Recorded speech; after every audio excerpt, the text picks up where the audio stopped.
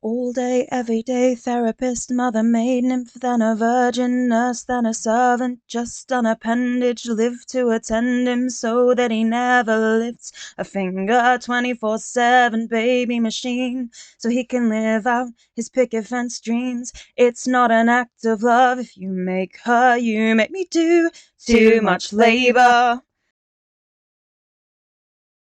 Men talk a big game about being our protectors. From whom, men? From whomst? But women are taking on a huge volume of the actual work of protection, which goes largely unsung because it's mostly, say it with me folks, invisible labor. And contrary to the popular stranger danger adage, home is the most dangerous place for women. Among men we trust. Some of you might have seen the show Worst Ex Ever on Netflix. If you haven't, I highly recommend it. It's a docuseries that runs for 4 episodes, with each episode covering a different situation involving a dangerous relationship. In 3 out of 4 of those episodes, the abusive partner is a man, which statistically is slightly generous to the actual gender disparity, which shows roughly 78% of reported violence is perpetrated by men. First case centered around the violent beating that almost led to the death of Justine Siemens, perpetrated by her boyfriend, Benjamin Foster. He had been holding her captive in her home for 3 days in the lead up to the final altercation, in which she was saved by calling her friend for help, who not only showed up herself, but also called the authorities. In the course of the manhunt, it was revealed that he actually had previous convictions for battery and domestic violence,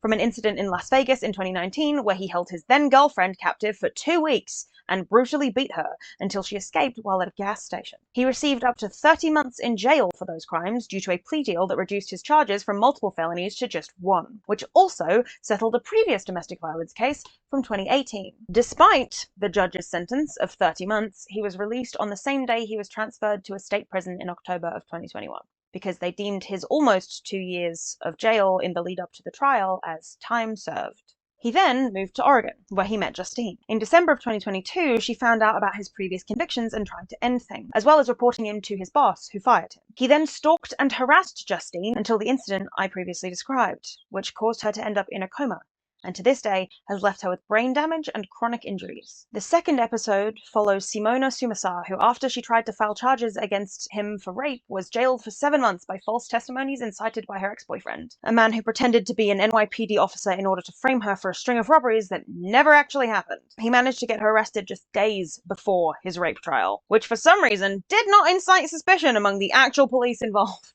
He bullied and blackmailed the so-called victims and witnesses to come forward until Simona lost her home, her business, and her daughter.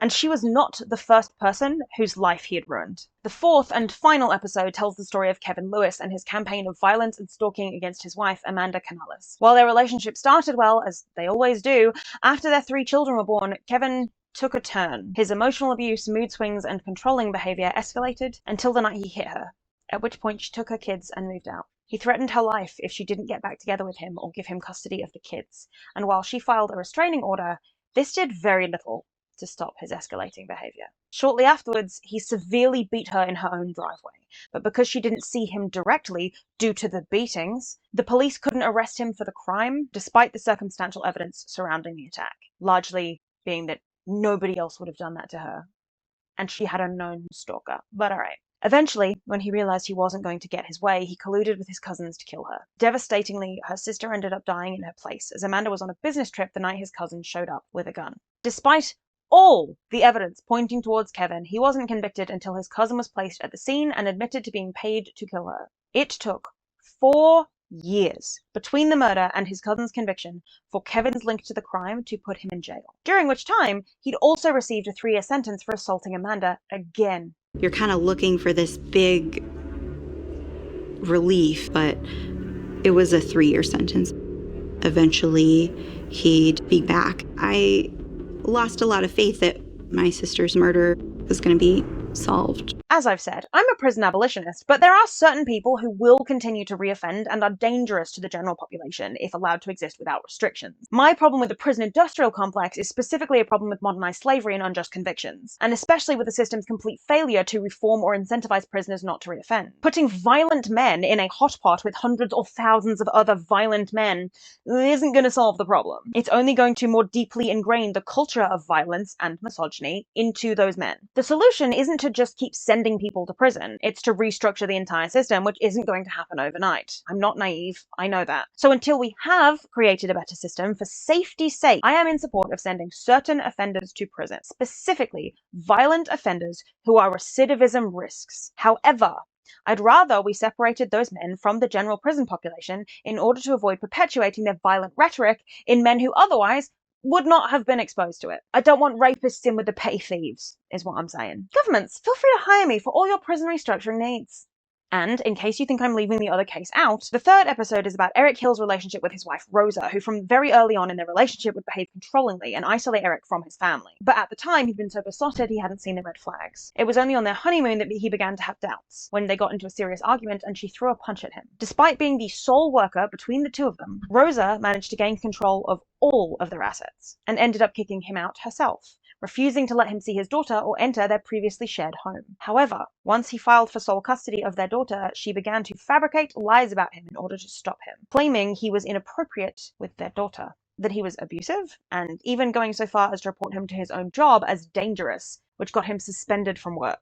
When none of that worked, and she lost custody of their daughter, ironically because of her false allegations, she and her mother concocted a plan to murder his grandmother, whose home he'd been staying in, and kidnap the child while framing him for the murder. They attacked him together and planned to get him to write a confession under duress, at which point they would kill him and stage it as a suicide. Instead, they were caught almost in the act and left behind so much evidence of their plan that the police had no choice but to arrest them. However, before the discovery of the evidence, Eric was continually treated as a potential offender due to his stature and gender as compared to the two women. From his position handcuffed in the back of the police car, he managed to get their attention to look for his grandmother, at which time they found her body upside down in a garbage can in a shed in the backyard. Rosa and May's crimes were equally as evil as the other men in the documentary, and I would never suggest that they aren't. Women are capable of committing horrible crimes, including domestic abuse and murder. Where the gender discrimination of it all comes in is that she was banking on them suspecting her ex-husband, and not her, due to her status as a woman. She aimed to pretend to be frail and scared, and had stalked Eric enough to know his routine to time her actions correctly. Perhaps the only reason she and her mother didn't get away with the crimes was due to the fact that they killed Selma, and her boyfriend Lester had sent people over to check on her, who were able to report the incident with Eric as it was happening. The idea that men are incapable of being domestically abused by women is a dangerous one, and one that almost ruined Eric Hill's life. But this idea is almost exclusively perpetuated by the patriarchy, and in particular, manosphere twats like Andrew Tate. And spreading this idea is not only incorrect, but it's also harmful to men as a whole, because the stigma of coming forward for women is horrendous. But it's even harder for men, who'll be mocked and derided for being able to be abused by a woman. In all 4 cases laid out in Worst Ex Ever, time and time again, the system is set up to weaponize incompetence. Men who are known to be violent and dangerous and capable of horrific actions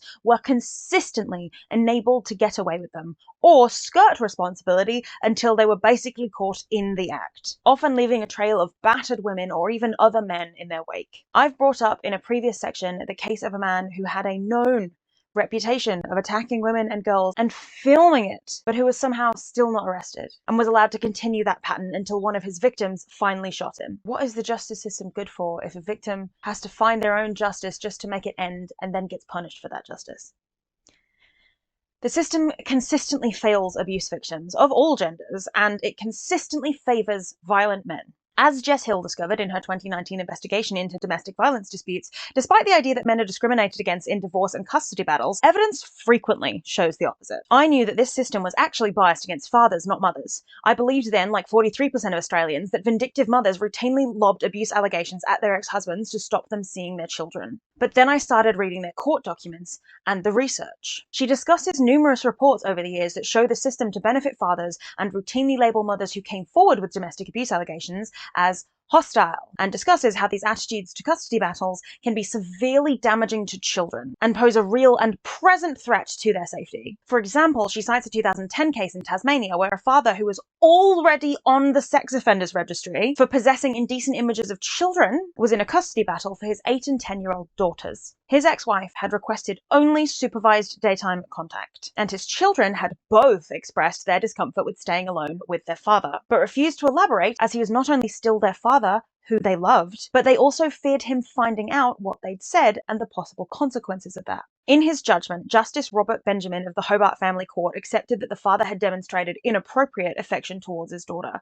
He also believed the mother's allegations, and he accepted that the mother delayed reporting it for years because she was afraid of the father. The justice also found the father had been intimidating during the marriage and manipulative and disingenuous in his evidence. Despite all this, the justice ordered that the daughters spend alternate weekends and half the school holidays with their father. Overnight stays were to be supervised by an adult friend of the father to address the elder daughter's nervousness, and the daughters should share a room for mutual support. So not only are we making women take on the labor of dealing with that dangerous man, but we're making little girls do it. Those little girls have to protect each other. Yeah, awesome. This is only one of hundreds of cases that rely on the system minimizing domestic violence, or passing it off as mutual and labeling any person who tried to discuss the violence as the hostile one, while conceding ground to the abusive party. Of course, there are innocent men out there who have been denied access to their kids, and I'm not disputing that to those men, it feels as if the system is against them. Something happened to my stepfather that was very similar, but the statistics show that despite these outliers and public opinion, the system is not biased against all men, but in many cases actually favors them even when there are accusations of abuse. I can personally attest to that as somebody who grew up in an emotionally and physically abusive household. My mum tried repeatedly to remove or at least minimize our exposure to our father, and during the initial mediation of their divorce, she was assured that me and my sister would be spoken to and assessed independently by a psychologist. But once the mediator had spoken to my father, he decided this was unnecessary. Mediator was a man, just in case you were wondering. My sister and I were never interviewed, and he was granted custody of us on Thursdays through Saturdays of every week. Not only did mediation grant him 40% custody, after a few years, they actually upped the time to almost exactly 50%. Despite being abused by him at the time, when he asked if I wished I could stay with him more, I said yes. Partially out of fear of his reaction if I said no, and partly because he was my father, and I loved him, and I didn't want to disappoint him. I was 9. So he gained more custody. Saturday nights through Wednesday mornings with my mum, Wednesday afternoons through to Saturday evenings with my dad. My father is a charismatic and skilled manipulator, not just of his young children at the time, but also of the adults around us, and the system itself. Mine and my mother's fears were labelled as overreactions and custody tactics, respectively, and he continued in his patterns of abuse until I finally cut him off at 18 years old, once I'd moved to the other side of the world and had what I perceived as a better reason to justify it to myself, despite my entire childhood being a perfectly valid justification. It took seeing him behave just as badly to another person for me to finally cut him off. In all that time, the system did nothing to help me. And from my perspective, it never felt safe to come forward with anything due to how easily he managed to sidestep responsibility. Consistently. My teacher called the police once when I was in 5th grade after I'd come into school in floods of tears because my father hit me. Not an uncommon occurrence, but this time he'd lifted me up by the ribs and thrown me across a room. My mum picked me and my sister up from school and took us home for the day, tried to distract us with a nice dinner and a trip to the park, and he threatened to have her arrested for kidnapping, because those were his custody days, as per the legal agreement. How dare she take us away? Within a week, I was back at his house, per the custody agreement. And because by that point he'd managed to manipulate me into thinking it didn't matter, he was sorry and it would never happen again. So how could I possibly leave him? Almost a year later, 2 police officers turned up to my mother's house to ask about a domestic dispute, by which point I had long since forgiven him and told them that I was okay and that it didn't matter. The system didn't help us. It helped him. He was able to avoid any accountability for so long that to this day he thinks he did nothing wrong. And there are people who know his history and still defend his actions and try to convince me and my sister to re-establish contact. I remember having a conversation with him once where we were the only 2 people in a room, only 2 people who knew for sure what had happened that day, aside from maybe my sister who had witnessed it. And he still made some comment about, oh, this is just like that time that I supposedly hit you. And it's not just the fact that he didn't give that any credence. It's also the fact that he felt comfortable enough with that lie that he was willing to say it to me, the person it happened to. I've been in therapy for more than half my life, and I still don't feel like a normal person. I still have triggers, I still walk on eggshells around people despite knowing they're safe just in case I'm wrong and they turn on me in a moment. I still flinch if a man steps too close and I'm not expecting it. This isn't because I hate all men or even because I think all of you are capable of acts of violence. It is because I was raised in an unsafe environment, and therefore I am on hyper alert at all times. Not all men, but any man. Even men who seem charming or safe at first, because it could be a facade, which I know better than anybody. Not all men, not even most men, but statistically, men. Women are obsessed with true crime. A stereotype, but one that holds truth for a reason. Holding space with that. As Princess Weeks has pointed out, it serves as almost a kind of safety theater. This case has highlighted my biggest issue and anxiety concerning the spike in true crime content that we've been seeing and who is making it. Overwhelmingly, the people making this stuff are white, privileged women, and because so much of true crime is about discussing harm against other white women and girls, just by statistically speaking, that is not accurate to who is the most at risk of being harmed. And it has elevated this concept of trusting your gut and not a lot of discussion of critical fucking thinking. Some women fall into the trap of sensationalizing it, particularly those who run the kinds of podcasts or YouTube channels where sensationalizing it gets them more money. Like, for example, doing Get Ready With Me's while discussing the actions of a serial killer, or doing mukbangs while describing the gruesome murder of children. I'm looking directly at you, Stephanie Sue.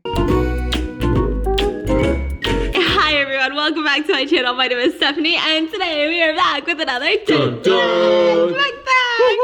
Just because I was on your side about Nikocado Avocado being an exploitative dick doesn't mean you get away with being exploitative. Anyway, aside from morbid curiosity, a big part of the reason why women gravitate towards true crime is because we're the most likely demographic to be victim to it. This goes double for women of color, trans women, and sex workers. Knowing in advance how other women fell victim to crimes can help women feel better about their own safety and preparations. Hence, security theater, because while it can be comforting, it isn't always as practically helpful as we'd like it to be. You can have seen every serial killer documentary on the internet, and if you get cornered somewhere, you're still unlikely to escape unscathed. Women spend a great deal of time discussing among themselves differing safety tactics or dangerous situations in order to feel prepared in case it happens to them. There's an entire market on TikTok for self-defense mystery boxes, largely marketed to women, where they film themselves color-coordinating keychain versions of self-defense devices such as pepper spray, knuckle dusters, alarms, disguised switchblades, etc. for people to buy. Do not buy these! They are usually AliExpress devices that are not tested and will not be effective in emergency situations. And most of the channels selling them are doing it to make a quick buck,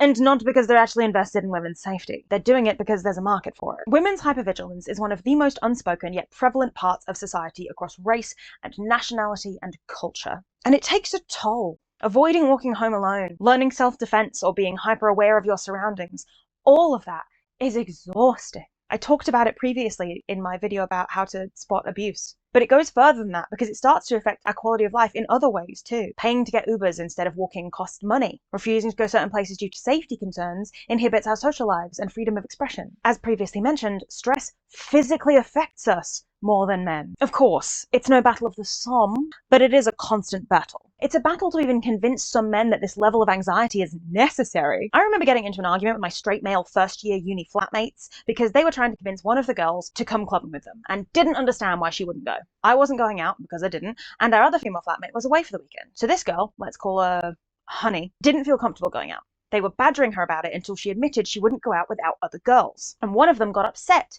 and said, "Oh, you saying we do something to you? That's out of order, honey." She said that wasn't the point, but they refused to see her side. Which is when I had to step in and say that regardless of whether they were safe, men to her, they still wouldn't have the training and awareness necessary to take care of her on a night out. They tried to laugh me off. One of them even continued to get offended at the idea that he couldn't protect Honey in a bad situation. I asked him how he'd know she was in a bad situation. He said she'd tell him. I laughed in his face. Aside from the fact that these are the exact type of men who would minimize her discomfort and tell her she was overreacting, the very same boys who, weeks earlier, had taped a handmade poster outside her window after she brought a guy home for the first time that said, "Lost, Honey's V-card. If found, please return to name of guy," and then didn't understand why that was degrading and embarrassing for her. What they failed to realize is that girls don't need to tell each other things. Girls know. We have the Jedi training. A look, a hand on an arm as you go past to get your attention, a well-timed lie to a stranger about recognizing them, and the training to know that they should play along, because that means that she doesn't know how to safely extract herself from this situation. On a night out, we can enjoy ourselves, but we always have to have one eye on each other. If one of us goes to the bar and doesn't come back for too long, we regroup and go find them. If one of us has been dancing with somebody and she looks too drunk or starts to look uncomfortable, we know to step in. Unless you've joined the order and started the training, you won't even know what to look for, let alone how to interfere without escalating things. And you think you're the ones doing the protecting? Pull the other one. We're putting in so many man hours. Lol. That women who don't know each other will warn strangers about guys with reputations in the club, in the street, and in the workplace. Whisper networks, as Carrie Ann Johnson points out in her article on them, are informal channels that women use to warn others about sexual harassment, abuse, or assault, which take root because formal reporting systems can re-traumatize people who have been harmed. These networks form when women are determined to protect each other once they learn of misconduct, because their experience has shown them that formally reporting incidents is slow and generally doesn't work. The wonderful creator Hoots did a video on Whisper networks and their benefits and pitfalls, and it's a fascinating deep dive. I've linked it below. But as she points out, people engaging in a Whisper network also tend to contain the spread of information by limiting their warnings only to people they view as potential targets for abuse. This tight control of access often translates to women of color and older women being left out of Whisper networks, in part because of our socially ingrained biases that lead us to view young white women as more vulnerable. It also translates to leaving men and more masculine presenting women and non-binary people out of networks, as these groups are seen as less vulnerable than more feminine presenting people. There's an exclusivity to them that can cause just as much harm as good. While they are, in theory, meant to save women from the men that the system cannot or has not yet regulated, if you are not indoctrinated into the network, or somehow miss the cues to enter it, you will be denied access to information that could have helped you. And once again, it means that all of the work to protect women from dangerous men is on the backs of other women. Rumors about Harvey Weinstein and other dangerous producers were a product of Whisper networks, as were the allegations against men like Russell Brand and Roger Ailes. The Shitty Media Men list, famously published in 2017 in the wake of the Me Too movement, was created through cooperation with various Whisper networks across the industry, and it aimed to make those allegations more public without those individual women having to out themselves and face undue repercussions. Whisper networks exist because in order for a woman to come forward about a man's actions, there is a pressure, or actually an expectation, for those women to bear their sexual assaults, pasts, and lives, and be slut-shamed, either in the court of public opinion or in literal court. If you want more information on that, see the section I did on double standards. Women have to be hyper-vigilant every time we step outside. But men, even good men, unless told about this constant wariness, can walk through the world completely unaware, as demonstrated by Saoirse Ronan on The Graham Norton Show. If someone attacks me, I'm not going to go phone. I think that's what girls have to think about all the time. Yeah. Am I right, ladies? As she said herself in a follow-up interview with The Independent after that clip went viral, it's a conversation she's quite used to having with male family and friends. But she felt that interjecting on The Graham Norton Show opened the door for those discussions to be had in a public forum. There was a moment like that happened on a show like Graham Norton, which is something that the entire nation tunes in to watch, and even overseas it's something that people tune into. It seems to have had an accessibility which seems to have really gained traction, which I think is amazing. You know, it's opening a conversation, and again, hopefully it's allowing more and more women to just be like, well, yeah, actually, let's talk about our experience. Daniel Sloss, in his special X, talked about the serious self-reflection he did after a male friend of his raped his female friend. Because if I'm being 100% honest with myself, were there signs in my friend's behaviour over the years towards women that I ignored? The answer is yes. And then he raped my friend, and that's on me until the day I die. He directs men to talk to each other, to talk to the women in their lives, and to be aware that if women aren't coming to you with this, it's not because it's not happening, it's because they don't feel comfortable talking to you. I believe, and deep down I know that most men are good. Of course we are. But when 1 in 10 men are shit and the other 9 do nothing, they might as well not fucking be there. Talk to your fucking boys. Get involved. Because I'm going to be honest with you, lads. Women are trying their hardest to not get raped. Like every day, they try to not get raped. I think it's their priority. Mine's is Wi-Fi. The ignorance around women's safety, and in particular sexual violence against us, is something that I find particularly egregious. The fact that people will still make arguments about clothing in 2024, despite consistent evidence that clothes have nothing to do with whether or not women will be assaulted, is deeply disturbing. Women are insulted in Muslim countries where they wear head-to-toe burqas. It is not a clothing issue. It is a power issue. Men feel comfortable enough to post a video taken of complete strangers on a night out who happen to be wearing revealing clothing, and then use that to justify degrading and dehumanizing those women, failing to realize in their stupidity and misogyny that even when dressed like that, women are rarely doing it for the approval of men, but often for their own enjoyment, or even for their female friends. Source, me and every woman I know. You think I put on this little crop top number without a bra for men? No, girl, I do this for me. The man that recorded those videos was arrested, by the way. And the man who used them in his tweet has an MBE for charity, but also hates black and queer people. And apparently, women exercising their human right to dress how they like. The fact that his post is still up, despite those videos being obtained illegally, is disgusting. And I personally think he should also be investigated for spreading unlawful footage of unwilling participants. But I digress. The What Were You Wearing exhibition was created by Jen Brockman and Dr. May Wyand-Hibert in 2013, who were inspired by Dr. Mary Simmerling's poem, What I Was Wearing, to showcase the innocuous clothes people had been wearing at the time of their abuse. They asked for submissions from survivors and then replicated the clothing through donations from thrift stores. It was first held at the University of Arkansas in 2014, but has since had numerous iterations held across the world, all the way up to today. The audacity that any man has to comment on a woman's outfit or body is depressing and far too normalized, but especially those who comment on women's outfits while shirtless. So I just got back from the shop and I am not wearing a bra. Then there is a guy with his top off who felt the need to comment. With his top off. I can see a whole areola, babe. We all remember how funny it was to see Barbie respond to catcallers in such a frank way. And there's no undertone of violence. Mine very much has an undertone of violence. I do not have a vagina. But the fact that this scene even exists is proof of the problem and how ingrained it is into culture. Margot Robbie is also one of the women in the last few years who has been labelled as unattractive or mid by men in an attempt to undermine her success. This happens every time an outrageously attractive woman receives any modicum of success. She must be immediately proven to not be the drop-dead gorgeous woman that we can all see with our eyes. Otherwise, men feel inadequate. Literally, while writing this video, the new victim of this trend emerged. Sydney Sweeney.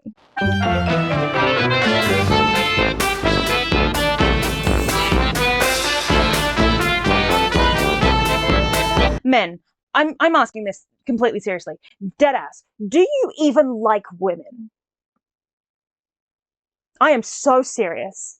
It's okay to be gay. It's okay to admit you've never seen a woman naked or without makeup on. It doesn't make you less of a man, at least not to anybody that matters. But I promise you, you'll never get to see a woman naked if you keep claiming that attractive women looking different, but no less attractive, without red carpet makeup and attire on, is the cause of misogyny.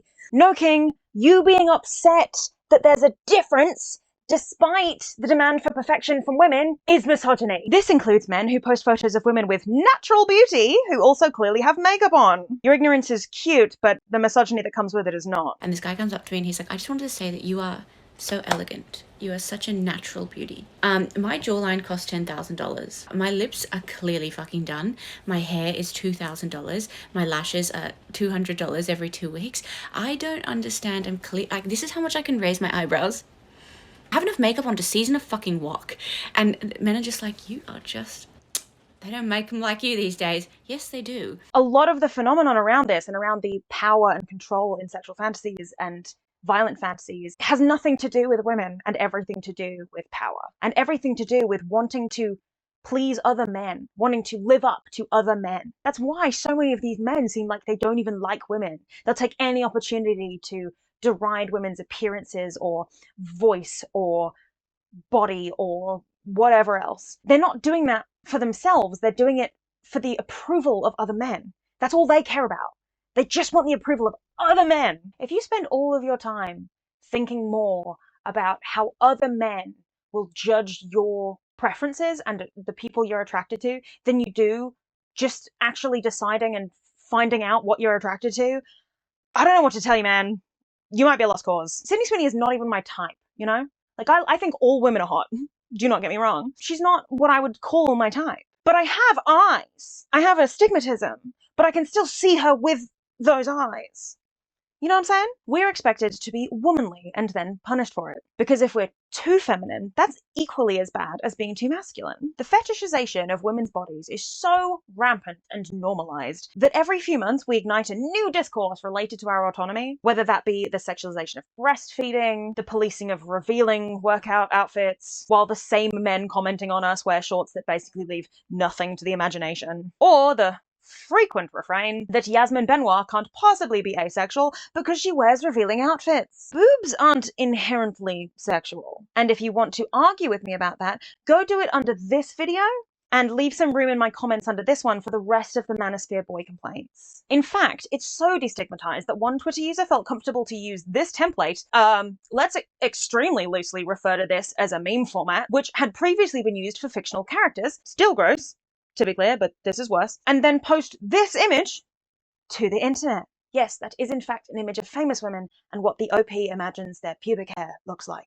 I know I don't need to say this, but do not do this. Seriously, what the actual fuck is wrong with some of you? This isn't even getting into the catch-22 of women existing to be sexualized versus the moment she tries to capitalize on that sexuality when the world turns against them, because think of the children! You've all seen that this year with Sabrina Carpenter.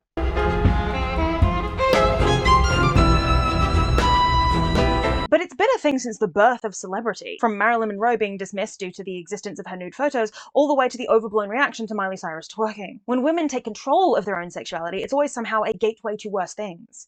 Or promoting the sexualization of children because, don't you know, Miley was a child once. Or, there are children in her audience. First of all, we were all children once. As long as she's not sexualizing her childhood, she's fine. And also, I promise you that the female celebrities don't have to do that. Men have been doing that for them just fine. Secondly, if there are parents who bought tickets to shows or movies without checking the content first, that's a parenting issue, not the responsibility of an artist. Just because Sabrina was on the Disney Channel as a teenager doesn't mean that she has to cater to teens now.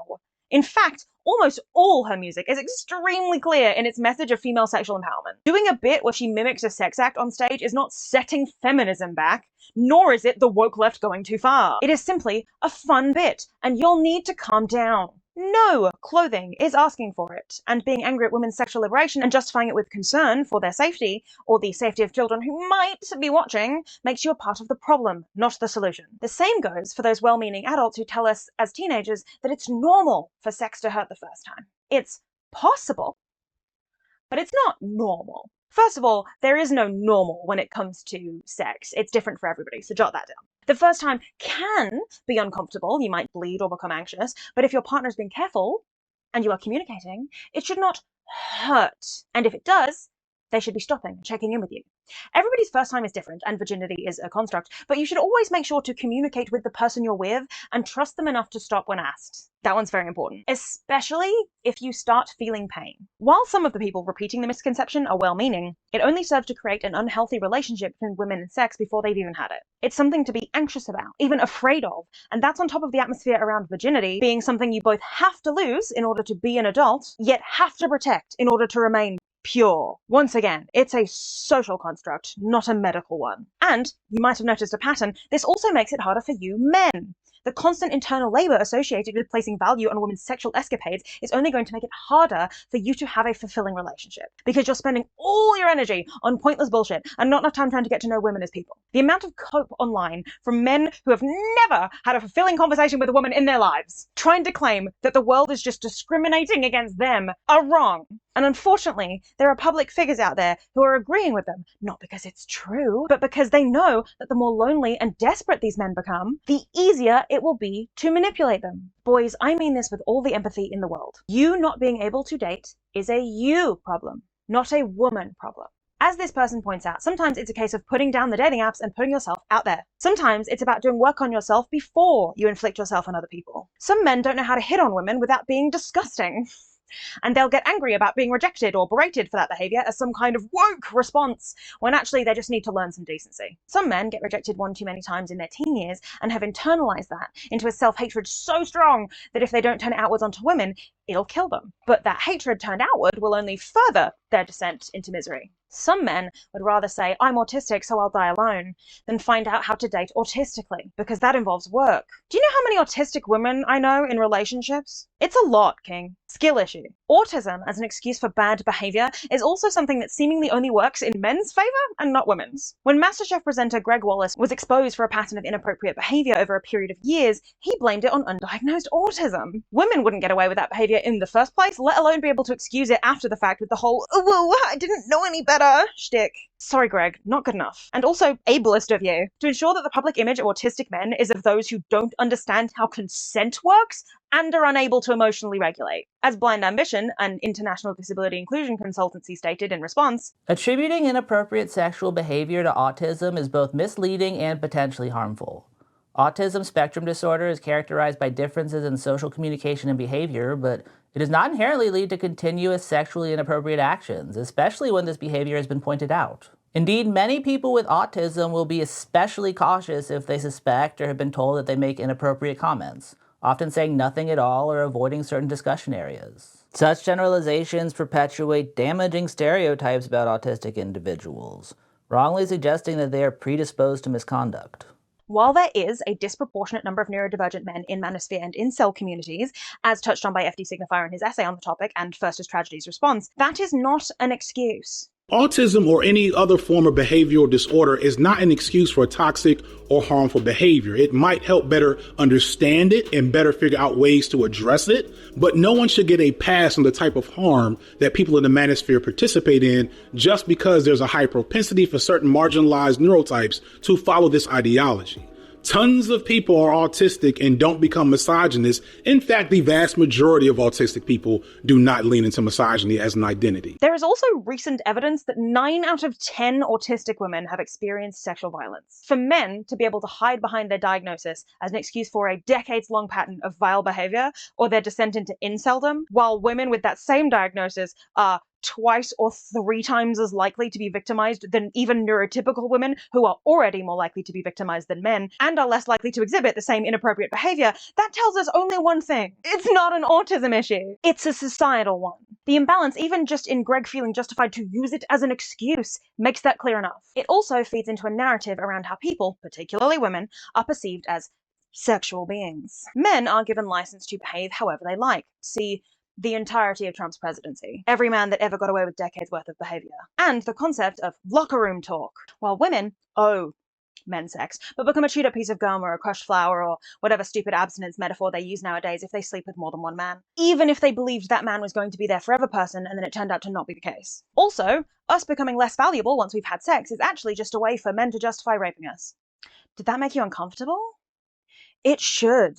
Reducing women to their sexual activity is one part of the dehumanization process. If you see us as objects to facilitate getting off, you're less likely to feel bad for persisting even when we're saying no or trying to stop you. Because we're not whole beings with thoughts and feelings and autonomy. We're just a vessel for your pleasure. This attitude is so prevalent and subtly normalized in society that there is a historical culture of letting it happen so it'll be over faster, or to avoid facing violent repercussions. Lie back and think of England was a phrase colloquially thrown around throughout the 20th century, which is rumoured to originate from the Journal of Lady Hillingdon in 1905. It means, in essence, that wives must engage in bedroom behaviour with their husbands as is their duty, and that it is something to be endured rather than participated in. Sex was not sold to women as fun, or even really available to them outside of marriage where it was an obligation, until midway through the 20th century, during the sexual revolution in the 60s. Before that, women's hysteria, otherwise known as women who won't do what they're told, was treated as an affliction rather than a natural result of the oppression they lived under. As Julie Peters states in her book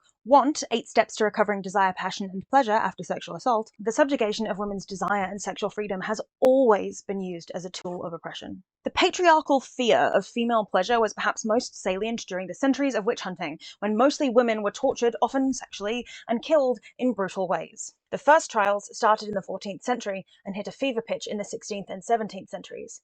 In the last decade of the 19th century, Freud and his contemporaries were greatly interested in hysteria, which was, basically, a catch-all term for women's psychological problems vaguely associated with the uterus, hysteria in Greek. In a rare Freud dub, he actually sat down and interviewed women about their feelings and discovered through his research that most of the women labelled as suffering from hysteria had suffered from childhood sexual abuse or were otherwise being abused in the present. He wrote a paper detailing his findings, but society at the time was not willing to reckon with the idea of such violence being an endemic issue, and they rejected his conclusions, which led him to recant them, in order to continue with his practice and future resources. I'd like to say common Freud L here, but unfortunately I actually understand why he did that on this occasion. He probably had very little choice if he wanted access to future resources for further study, and the fact that he published his findings in the first place continues to be a positive, despite the later retraction, because it meant there was at least one public voice advocating for women in a time where they were consistently being dismissed. Hell,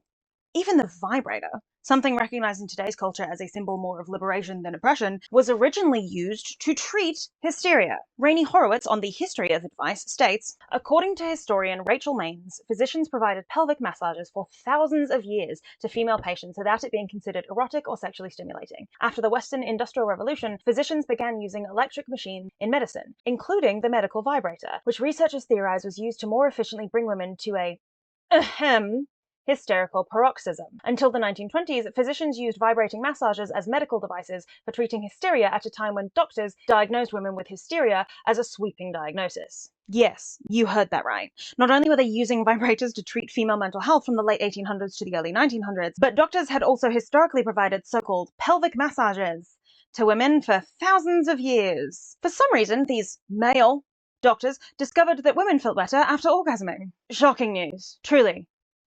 Earth-shattering.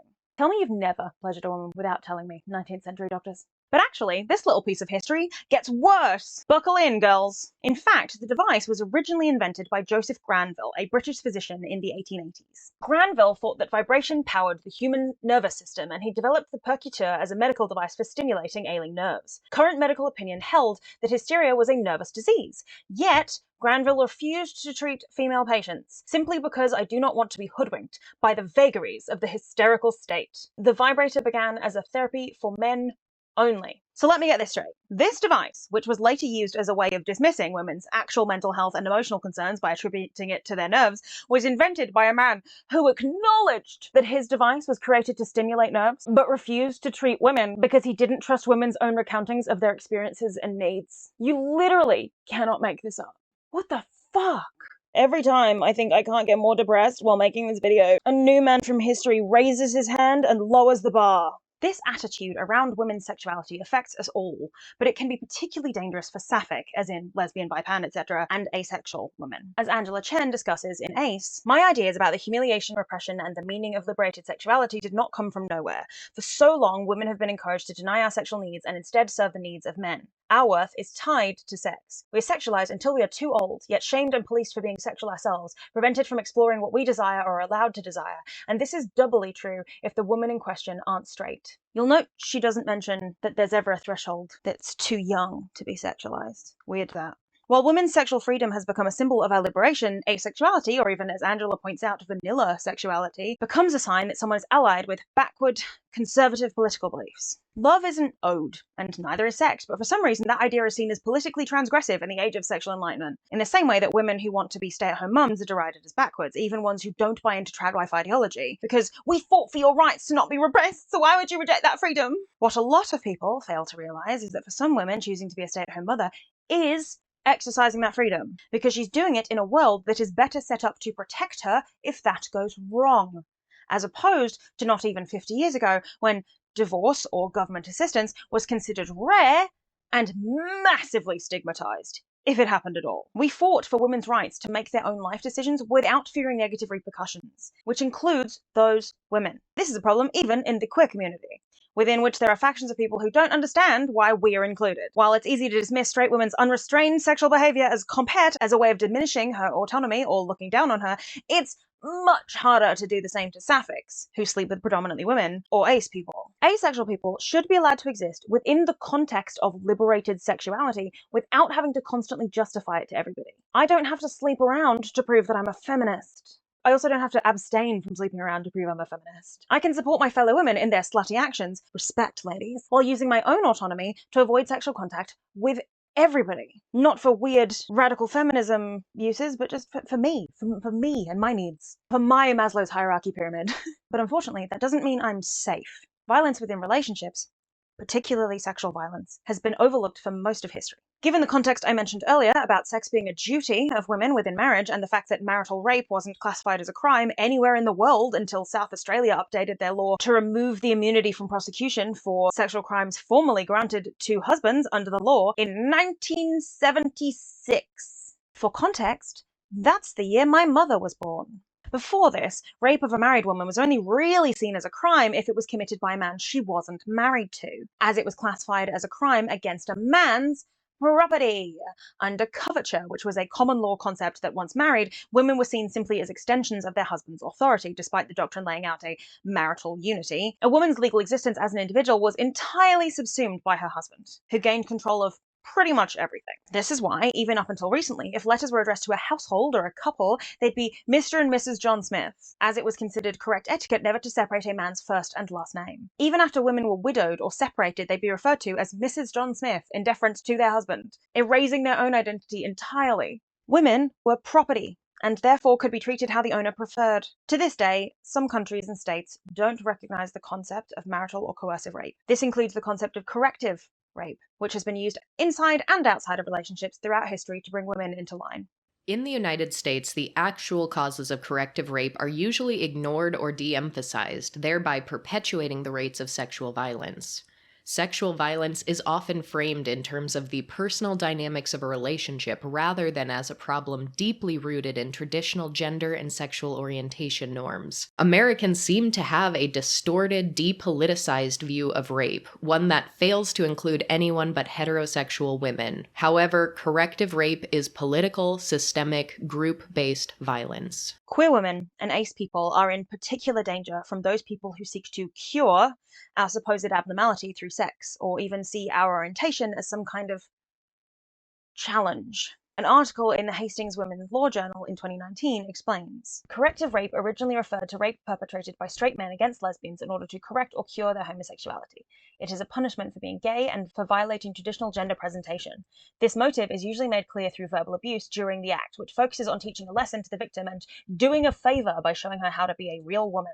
The term is now used more broadly to refer to the rape of any member of a group that does not conform to gender or sexual orientation norms, where the motive of the perpetrator is to correct the individual. Historically, it's well known that lesbians and bi women are in more danger of assault from straight men, but ace people are often left out of this discussion entirely, partly because the world at large often refuses to acknowledge we even exist, which only worsens the problem. I'm not the first ace person to hear, "I'm sure you'll change your mind once you meet the right person," and I know I won't be the last. This ridiculous and frankly dangerous idea that I will change my mind and learn to like something that I have no interest in or desire towards, simply because it's the done thing, is gross. It also doesn't work. Remember the broccoli thing from earlier? I still hate broccoli. It's also never made sense to me because, at least as far as psychology goes, it's consistently proven that forcing someone to partake in something only turns them against it further. It's called reactance. It's why the idea of making your teenager smoke a whole pack of cigarettes in one night to turn them off smoking is a well-touted one. Overindulgence, or being forced into something frequently, only makes you reject it more intensely, or can even confirm to you that you don't like it. So, corrective assault isn't just evil, it's also entirely ineffective at its so-called goal. Although, we all know that's not its actual purpose. It's just a way for people to justify exercising control over others, as all sexual assault is, regardless of the reasoning given. Not every sexual assault committed against an asexual person, even within a relationship, is corrective in intent. A disregard for consent does not in itself indicate that the perpetrator aims to change the sexual orientation, libido, or sex favorability of a victim. A perpetrator also does not need to be aware that the victim is asexual, as long as there is an intent to change who they are. However, even if a person is not out as asexual or even aware that they are, sexual violence can still be acephobic or amatonormative in intent. For example, a teenager who is not interested in dating and who is not developing sexual attraction, not participating in the conversations or activities of their friends, may be singled out for bullying. Many young people report that bullying turning into sexual harassment, sexual assault, and rape. The victim survivor may not realize until many years later that they are and were asexual, but neither victim or perpetrator needed to be aware for the violence to be about asephobia and reinforcing amatonormativity. Thus, a perpetrator who has never heard of asexuality, who rapes a person out of a belief this will fix their fear of sex or intimacy, is committing an act of corrective rape.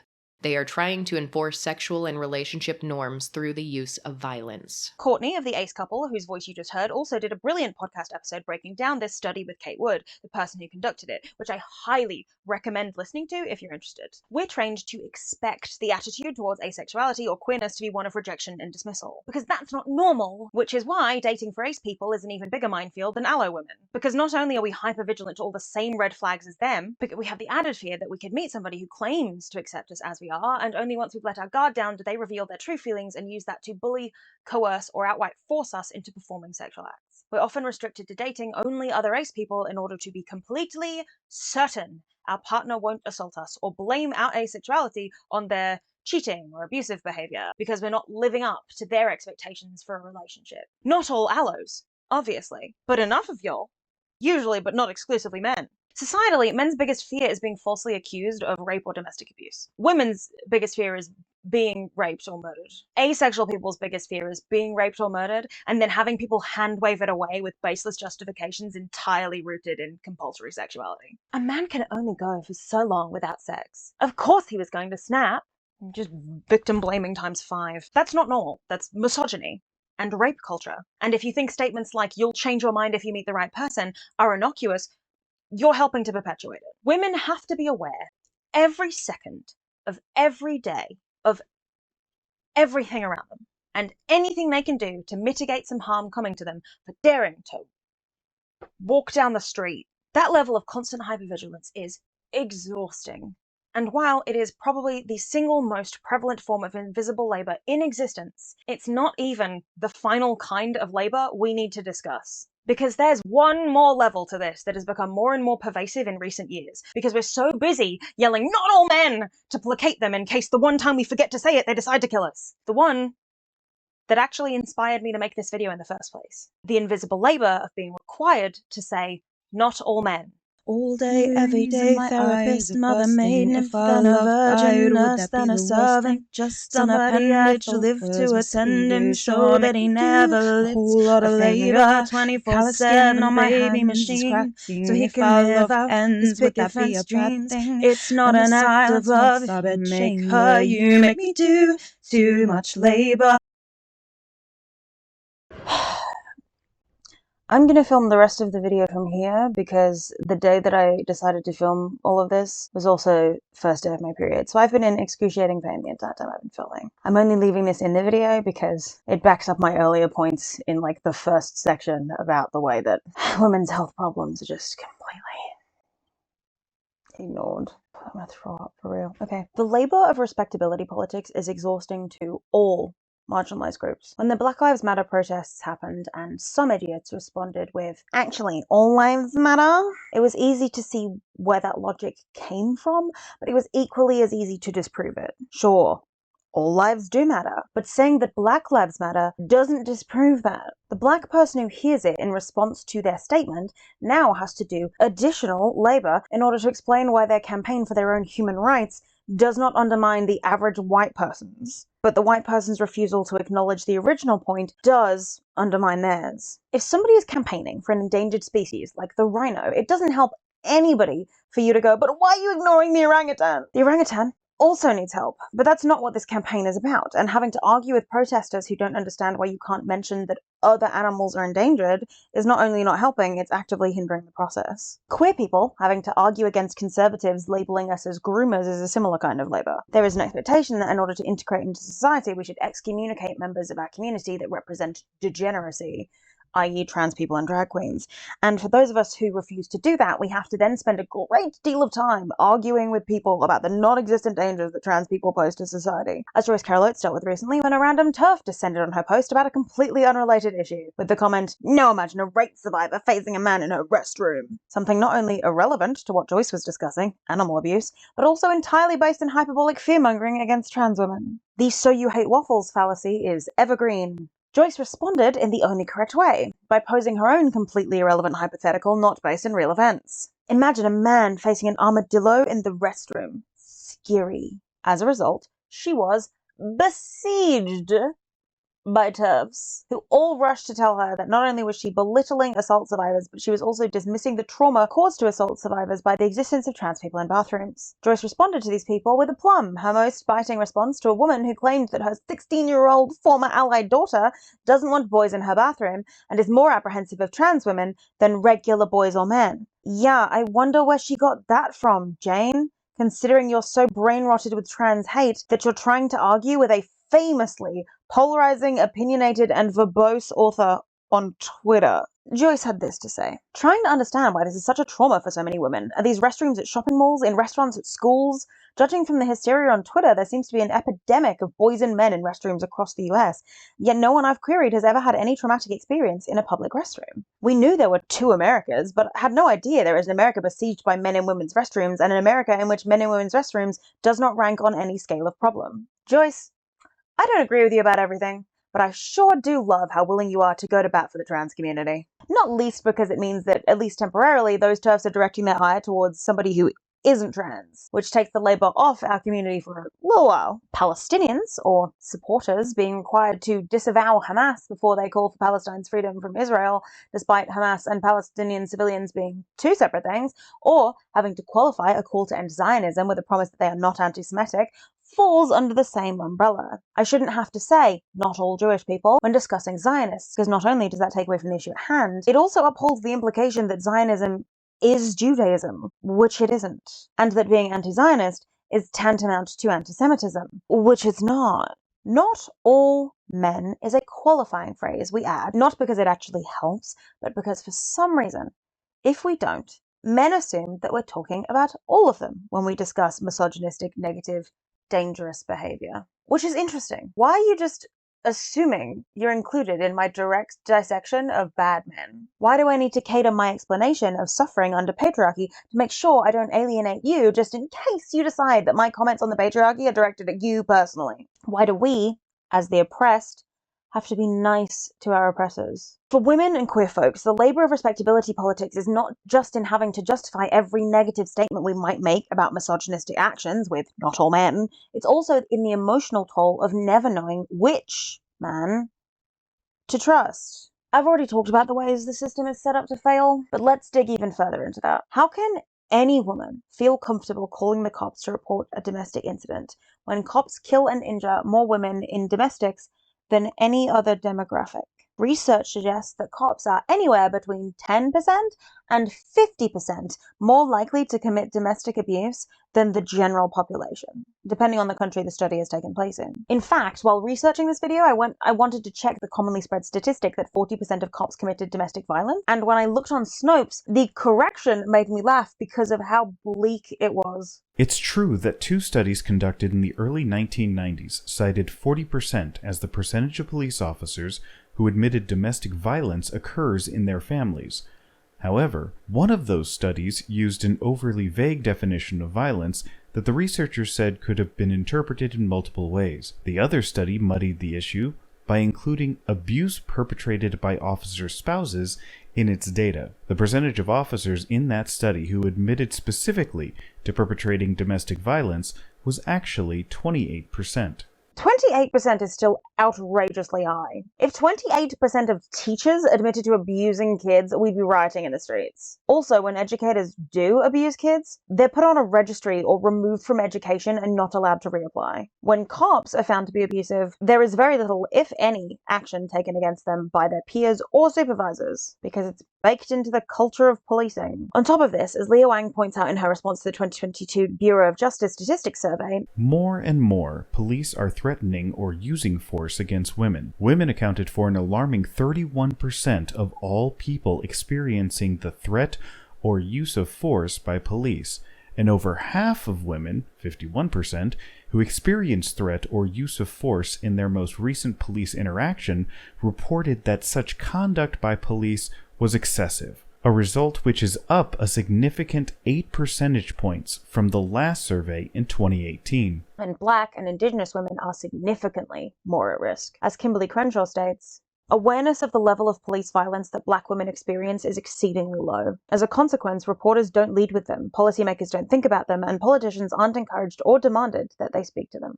The unjust murders of women like Breonna Taylor have started to draw more attention to these injustices, but we're still a long way from addressing them systemically. In the wake of the Say Her Name movement, it came out that nearly 250 women had been fatally shot by police since 2015, 89 of whom had been inside their homes or temporary residences. In Australia, it's not much better. Cops who are reported for domestic violence are often shielded from consequences by their colleagues, who will do anything, up to and including pressuring the victim and leaking their location and safety plan to prevent the victim coming forward. There is a prevailing idea that allegations that could ruin a career are somehow more detrimental than the actions that led to those allegations. The number of police officers charged is strikingly low, given the extent and severity of the alleged violence and what we, even as a small project, hear from the people we support who experience this kind of abuse, said Lauren Caulfield, coordinator of the Policing Family Violence Project in Melbourne. Because police do not publicly report information about employees involved in domestic violence matters, it's difficult to get an accurate sense of the scale of the problem, as Caulfield said. Information about officers who were charged, for example, doesn't include family violence callouts, police named as respondents on protection orders, or instances where victims have tried to report abuse and been discouraged or not taken seriously. Even just while I was researching this video, a cop was not only fired for having multiple charges against him relating to child sex abuse, which he pled guilty to, but he then proceeded to wear a DILF shirt to the hearing. God, I wish I was kidding. In the UK, Sarah Everard's rape and murder at the hands of the police officer who coerced her into his vehicle through intimidation and exploitation of his authority sparked nationwide protests. This eventually led to the publishing of a 363-page report on the institutionalized racism, misogyny, and homophobia that run rampant in the Met Police. Not news to anybody who'd actually had any run-ins with the Met Police, but seemingly news to the Met Police themselves. Police Commissioner Mark Rowley refused to use the word institutional, despite the findings, arguing, I'm accepting we have racists, misogynists. I'm accepting we've got systemic failings, management failings, cultural failings. This is about an organization that needs to become determinedly anti-racist, anti-misogynistic, anti-homophobic. I'm not going to use a label myself that is both ambiguous and politicized. Institutional is not ambiguous, nor politicized. You're just stupid, I think. Saying we have systemic failings and then not calling the system racist or homophobic or sexist is a desperate last-ditch attempt to pretend that these are just bad apples that need to be weeded out and are not, in fact, baked into the system, like some kind of terrible, fucked-up misogyny apple pie. Wayne Couzens, Sarah's killer, had not only been reported for indecent exposure 3 times, one of which was just days before he abducted her. He was also known among his colleagues for being misogynistic, and there had even been numerous rumors around his alleged assault of a child and possession of indecent images of children. Similarly, David Carrick, who served in the same unit as Couzens and was recently sentenced to life in prison for numerous rapes committed between 2002 and 2021, while he was serving as a police officer, was also known to be sexist, and the force had received numerous behavioral complaints and even investigated him for domestic abuse in 2002 when he was still a rookie, but took no action, and even allowed him to own a gun, a rarity in England, even for the police. For the Commissioner to read the report and have public examples of men like this, who consistently got away with their crimes and hid behind their badges, not just to avoid accountability, but frequently as a tactic to manufacture trust in their victims, and then not call the problem institutional, is naive or lying. As Sarah Everard's family pointed out, she's only dead because Wayne was a cop. She would never have gotten in a car with a stranger. It's not just cops that we're told to trust despite all evidence to the contrary. It's also religious leaders, such as priests and pastors. I don't even need to say anything here, just check the headlines literally any day of the week. Or Google Catholic Church scandal and ruin your own day. Just how easy it was for those people to get away with their abuse of minors. How protected they were by the veneer of the clergy. And the lifelong repercussions that had for thousands of victims. Perhaps worst of all is when it comes to doctors. These aren't just men we're supposed to look up to or trust in an ephemeral sense. These are men who have intimate physical access to us. And I struggle to think of anything more evil than choosing to abuse that power. The most famous example is probably Larry Nassar, the doctor to Olympic gymnasts who got away with grooming little girls and teenagers for his entire career, with the number of victims identified outnumbering Harvey Weinstein and Bill Cosby combined. And that's just the ones we know about and have proof of. There could be more. And as Hadley Freeman states in her article in The Trial in 2018, the most obvious word this case sparks is how. How could this have ever been allowed to happen? How could USA Gymnastics have required hundreds of girls under its care to submit to a mandatory treatment from a man who would give them pelvic exams in their hotel or dorm beds at night, wholly unsupervised? And how could the complaints about him have been dismissed for so long? Larry Nassar was lauded as a great doctor, not least by himself, and he used that reputation to not only gain access to girls, but to make sure they felt too scared to come forward. Despite there being complaints about him reaching as far back as 1998, the year before I was born, he was never removed from his position. In fact, the entire industry was rife with cover-ups of abuse by coaches, so covering for a doctor, because he was such a good one, don't forget, was par for the course. Once again, justice wasn't delivered by those who were supposed to protect those girls. It was delivered by the girls themselves, bravely speaking out because they knew the system would only continue to protect him and every other abuser connected to him. There was also the fertility doctor exposed by the Netflix documentary Our Father in 2022, who had not only spent decades using his own sperm instead of donated sperm at his clinic, but he'd even gone so far as to do it to close friends of his, and became his own daughter's gynecologist, which she describes as disgusting and violating. Obviously, if she'd known, she never would have gone to her own father for those kinds of appointments. Despite every woman who this happened to describing it as violating and devastating, and the children who resulted from it being so disgusted they started a support group with each other and pushed to get him exposed, he was charged with obstruction of justice and given a 1-year suspended sentence. The siblings have also expressed a significant concern that because they were all from a similar area, they might end up unknowingly dating each other, or having their kids date. And Jacoba, who took the lead on bringing the siblings together and going after Klein, has made it her life's mission to make the discovery and transition as easy as possible for people who might have done a fun ancestry test and instead found out they're part of a web of one man's making. A lot of countries and states have varying legislation around knowingly passing on dangerous diseases or health issues through sex. In Australia, in every state, reckless HIV transmission is a crime, and knowingly passing on a disease could result in criminal charges. Yet somehow there isn't any legislation around not only injecting your sperm into unsuspecting women who trusted you with their health, but did so knowing you had a genetic predisposition towards autoimmune disorders, which would have precluded you from donation by the rules laid out in your own clinic. Somehow, that's not a pre-existing crime or a subsection of rape, perhaps because nobody ever thought anybody would do something so reprehensible. He's still alive, still hasn't taken responsibility, and he'll probably never be held accountable for his actions. Cool. Unfortunately, while these incidents are outliers in their sheer depravity, they're not an isolated occurrence. Multiple doctors have been exposed for sleeping with patients who were under anesthetic. In response to this tweet about a woman who discovered she was pregnant 4 months after she was under general anesthetic at the dentist, a female dentist said, "During my dental residency, there was a rule that a female resident always had to be present during wisdom teeth surgeries involving sedation because men." And this isn't an unusual rule. It's a rule born from experience, and in order to keep women safe from men.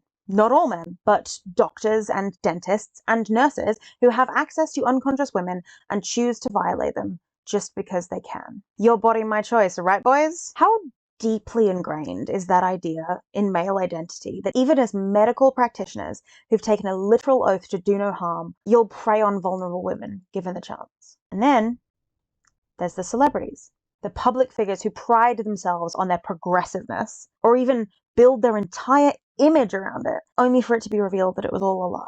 The reason I started writing this essay was because of Cody Ko. He built his name and his business and his image around being a progressive guy, and a not insignificant portion of his audience were women, including me. I identified as a woman for most of the time I watched him, who liked that he was willing to poke fun at other men for their regressive beliefs, to poke fun at himself, and who generally presented himself as a decent guy. Then it came out that he slept with Tana Mongeau when she was 17, knowingly. And not only did he not address these allegations, but he blocked comments regarding them, which, intentionally or not, funneled them directly to his wife's YouTube page instead. And then he proceeded to do a DJ gig where he played Justin Bieber's Sorry.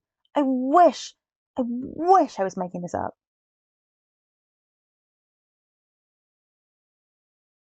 At the time of filming, December the 20th, 21st, he still hasn't apologized or addressed it. Cody Ko is the example of this not that new kind of labor on women, where we try to remind ourselves that it's not all men, and so we seek out men we see as good representation or safe or trustworthy. And then, when they're exposed for being a piece of shit behind the scenes, we have to relearn it all over again. You can talk shit about parasocial relationships all you want, and I have. And I'm the first person to say that you do not know a public figure behind the scenes and anybody is capable of anything, but there is a consistent pattern of safe public male figures doing horrible heel turns in a way that is genuinely jarring for your psyche when you're trying so hard to believe they're good. A way to swap one kind of heartbreak for another.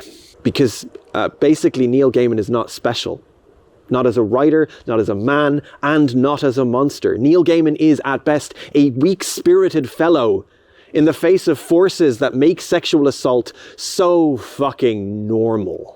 I never liked Ned Fulmer, but that was that heel turn for a lot of people. And he's not even close to the worst. Even if you personally didn't like a certain man and felt vindicated when allegations came out, other women were completely blindsided. Off the top of my head, I wrote down a list of every man that at one point was considered good, or at the very least fine, and then got exposed for bad behavior. And these are only ones that I came up with on the fly while writing this. I'm sure if I researched it, I would find far more. And before I start, I know it seems like this is a pylon. I'm not saying no women are bad, and I'm not saying that there aren't good men out there. All I am saying is that it's becoming an increasingly common tactic for so-called good men to Scooby-Doo reveal themselves as an asshole the moment we let down our guard. If you want me to list off the good, trustworthy men, pull the other one. I am not jinxing myself again. The last time I had a conversation with a friend of mine about men we'd be genuinely devastated about if it turned out they secretly sucked, she named Cody Ko, and I named Jack Black and Neil Gaiman. And then less than a month later, all three of those people's good reputations had been royally fucked. You're not catching me out again. I refuse to name a single man so that they all continue to strive to remain off this list. I'm also not going to mention men like Conor McGregor or Mike Tyson because not only were they convicted of crimes against women, but they have never not been terrible. This list is mostly reserved for men who had at least some public standing before their downfalls, even those ones who we can't remember that now because their downfalls were so public. This isn't to say that all of these allegations are true, by the way, just to cover my own ass legally, but regardless, these situations change the public perceptions of these men from good to untrustworthy, and every time it has happened, it has made women collectively feel less safe. Matt Rife, John Mulaney, Dave Chappelle, Ricky Gervais, Justin Timberlake, Joe Jonas, Dave Grohl, Leonardo DiCaprio, Dream, Zach Bryan, Drake, Shane Dawson, Jesse Rutherford, John Mayer, Percy Hines White, Brendan Urie, Ashton Kutcher, Gandhi, Oliver Stone, Jonah Hill, Sean Connery, Wilbur Soot, Justin Baldoni, Alfred Hitchcock, Francis Ford Coppola, Kanye West, Thomas Middleditch, TJ Miller, Gus Johnson, John Hamm, Mark Wahlberg, Mel Gibson, Dustin Hoffman, Joss Whedon, Justin Roiland, Emile Hirsch, Casey Affleck, Jeffrey Tambor, Jason Mitchell, Matt Lauer, Noel Clark, Cass Anvar, John Lasseter, Jerry Seinfeld, Paul Walker, Louis C.K., David Dobrik, Dirty Dom, Armie Hammer, Brett Ratner, Johnny Depp, Chris Noth, James Charles, Ansel Elgort, Errol Flynn, Dan Schneider, Charlie Sheen, Bill Clinton, Jonathan Majors, Boy in a Band, Neil Gaiman, James Franco, Alex Elmsley, David O. Russell, Max Landis, John Landis, Brad Pitt, Tail, Marilyn Manson, Michael Fassbender, Cuba Gooding Jr., Jared Leto, Clark Gable, CeeLo Green, Shia LaBeouf, Chris Brown, Eric Clapton, Blake Jenner, Russell Brand, Austin Jones, Danny Masterson, Jared Fogle, Oscar Pistorius, Stephen Collins, Kevin Spacey, Jerry Lee Lewis, Steven Tyler, Elvis Presley, Michael Jackson, Bill Wyman, Woody Allen, Drake Bell, Bryan Singer, R. Kelly, Rolf Harris, Bill Cosby, Jimmy Savile, Roman Polanski, Charlie Chaplin, the Burning Sun scandal, which implicated numerous men, but notably Seungri of Big Bang, Jun Jun-young, Chae Jung-hoon, and Lee Jung-hyun, OJ, and P. Diddy. 107. 107 men just off the top of my head as I was writing this video, who took advantage of the goodwill afforded to them by their image to exploit, harm, and subjugate women and minorities. Not all men. I have to believe that.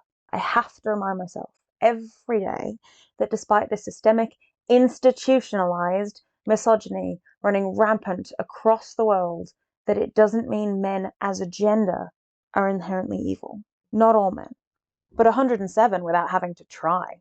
Not all men, but my father, my friends' fathers, statistically fathers more than mothers. Not all men, but cops, priests, lawyers, teachers, prison guards, soldiers, doctors, nurses, dentists, politicians. Not all men, but potentially any man when given even a modicum of power or influence. Not all men, but at least 72 who are willing to sneak into a house and rape a drugged woman because her husband had propositioned them. 72 ordinary men who walked past her on the street or greeted her in town. 72 who were comfortable with abusing an unconscious woman and letting it be filmed. Not all men, but firefighters, nurses, fathers, civil servants. Not all men, but a man who by all accounts was a loving and devoted husband for decades. Not all men, but men I've known, men I was friends with, men I trusted. The male loneliness crisis might be real, but it still isn't our responsibility. Just like organising a celebration for International Men's Day isn't our responsibility, despite the clear expectation otherwise, as if men are the ones organising International Women's Day celebrations. They're not. Recently, a guy posted on Twitter about going on his first ever date, and instead of being supportive and hyping him up, men couldn't bully him fast enough. Supposedly, he's doing the right thing, but because he's doing it wrong, or because he's not conventionally attractive enough to deserve it, that gives toxically masculine men who wouldn't know real love if it smacked them in the face license to try and ruin his life. If there's a male loneliness crisis, it isn't being caused by women. It also can't be fixed by trying to return to a time when we were a subjugated class so you can finally feel like a big man again. Loneliness in men isn't caused by a lack of trad wives or by woke commie cucks. It's caused by the perpetuation of toxic ideas of manhood that will ruin any chance young men have at a fulfilling relationship. In the kindest, most empathetic way possible, this is a you problem. I understand how hurtful it is when you're talking about an issue and someone throws back an all lives matter equivalent to shut down your argument, and I understand that this video probably feels a bit like that to some of you, but may I counter with, the reason I understand that sentiment so well is because existing as a woman is constantly having our pleas for help or change trivialized and derided with throwaway platitudes. When we reach out for help and the system throws it back in our faces, that's just life. But when the system stops working for you, suddenly there's an issue. When we tell you that all women have been attacked, degraded, or otherwise made uncomfortable by a man, and you don't believe us, we're supposed to just grit our teeth and move on. Maybe have the conversation again at the next family gathering, or just give up entirely. When women deal with systemic oppression, degradation, constant threats of sexual violence, and death threats, that's just the price of existing as a woman in society. It's our own fault for getting a PhD and posting about it, or releasing music, or being attractive, or being unattractive. It's my fault for uploading YouTube videos. I mean, really, what did I expect? It's par for the course with being a public figure. I should probably just get used to it. It's my own fault for wanting to put my art out there in the first place. It was my fault for dancing in a club. It was my fault for walking on a street in the dark. It was my fault for dressing up. It was my fault for not doing as I was told. It was my fault for being too friendly to my coworker. It was my fault for using that tone of voice. It was my fault for not smiling. It was my fault for forgetting that his emotions come first, and he was already in a bad mood anyway, Tallis. And you know what I'm like when I'm upset. It's not my fault. I can't help it. Sometimes I just get so angry I can't control myself. You should know better by now than to antagonize me on a bad day. You deserve what you get. Look what you made me do. Stop crying, this was all your fault anyway. Sorry. I didn't mean to. I'm a bad person. I don't know why you put up with me. I should just go and drive my car into a brick wall. And then it's my job to comfort him. To pick up the pieces and promise he's not a bad person and beg him not to kill himself, because I don't know what I'll do if he does that, and it's my fault. It's all my fault. His actions, the consequences of his actions, and my inability to escape the cycle of abuse. All of it is on me. After all, it's the oppressed's job to comfort the oppressor when he feels bad about the oppressing. Who else is supposed to do it? Whose responsibility is it to ensure that the system set up to benefit men doesn't leave them behind too? Not all men, apparently.